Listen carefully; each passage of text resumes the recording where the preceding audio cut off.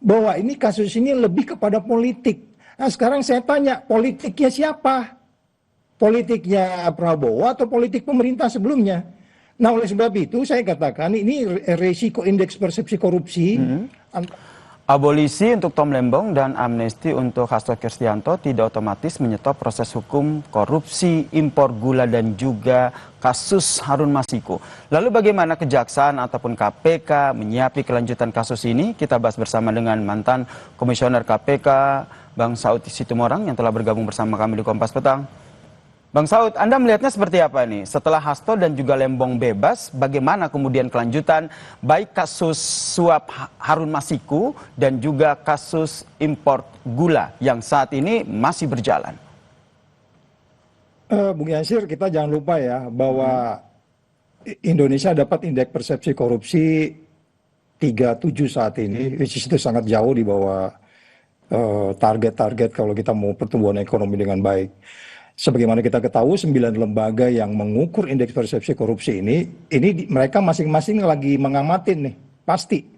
Apakah itu World Economic Forum, Economic Intelligence Unit, Varieties Demokrasi, Political Economic Risk Consultancy, 9 lembaga itu pasti saat ini lagi ngelihat ini kebijakan yang pemerintah Indonesia ini terhadap kasus yang disebut sebagai kontraproduktif karena ada kaitan dengan korupsi, mereka akan detail mengamati kasus ini.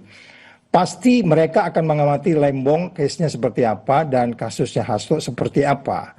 Nah kalau kita memahami konstruksinya, Lembong diberi abolisi itu clear.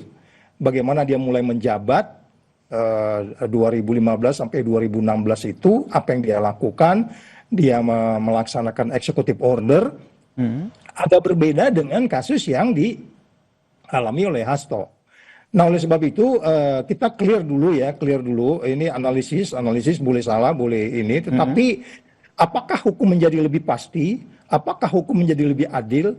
Apakah hukum menjadi lebih bermanfaat di dalam dua kebijakan yang diambil oleh Presiden?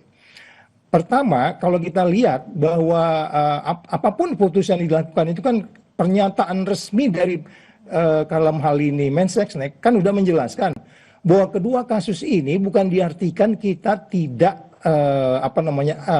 kontroversi dengan pemberantasan korupsi, karena dia menegaskan di situ dalam statementnya. Tetapi beliau mengatakan bahwa ini kasus ini lebih kepada politik. Nah sekarang saya tanya, politiknya siapa? Politiknya Prabowo atau politik pemerintah sebelumnya?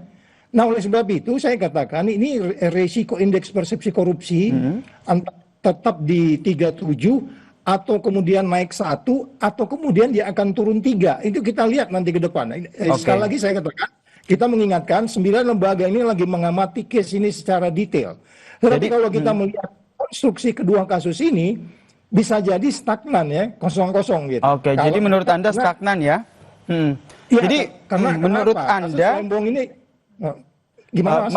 Maaf saya potong Bung Saud. Jadi menurut Anda apakah ini masih akan terus berjalan? Karena kalau tadi kita lihat keterangan dari Kejagung maupun KPK mereka menyatakan bahwa proses hukumnya masih terus berlanjut. Pertanyaannya, penanganannya akan seperti apa? Ya, kalau kita masih bisa juga berdebat dalam kaitan bagaimana 8 pengusaha yang di kasus Lembong, kemudian bagaimana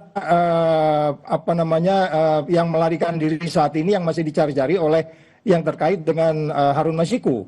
Jadi sekali lagi kalau peristiwa pidananya, saya selalu mengatakan, saya menegaskan peristiwa pidana dalam kaitan yang kita sebut sebagai menghalangi penyidikan atau apapun yang disebut terkait dengan suap, itu juga kan sebenarnya kaitannya dengan apa yang disebut oleh varietas demokrasi.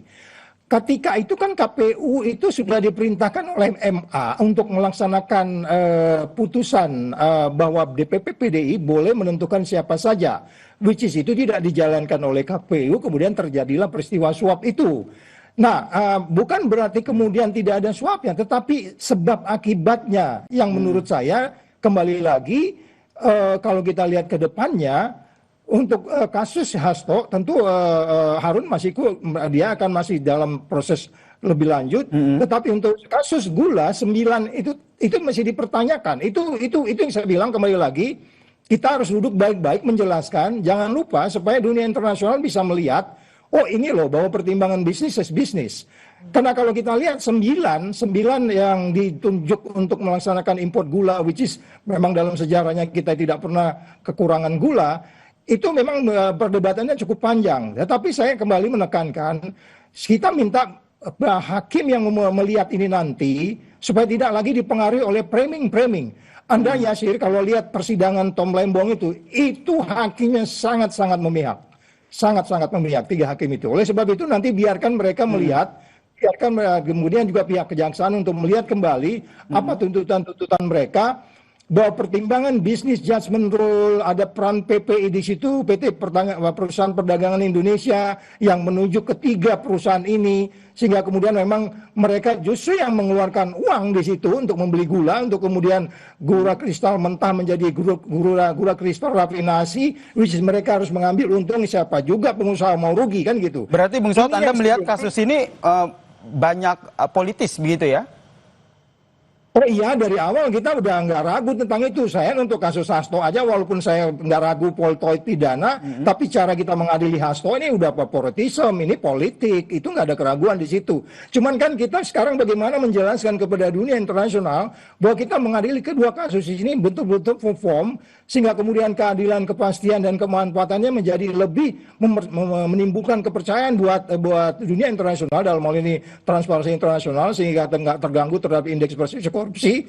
Kita harus lebih hati-hati untuk what next-nya, sehingga kemudian hukum yang pasti, hukum yang adil, hukum yang bermanfaat itu bisa kita pertanggungjawabkan gitu Mas Yasir. Oke, hukum yang adil, hukum yang bermanfaat. Kita lihat ya langkah seperti apa yang selanjutnya diambil oleh baik KPK maupun Kejagung terkait dengan kasus ini. Terima kasih Bang Saud Sitomorang telah bergabung bersama kami di Kompas Petang. Salam sehat.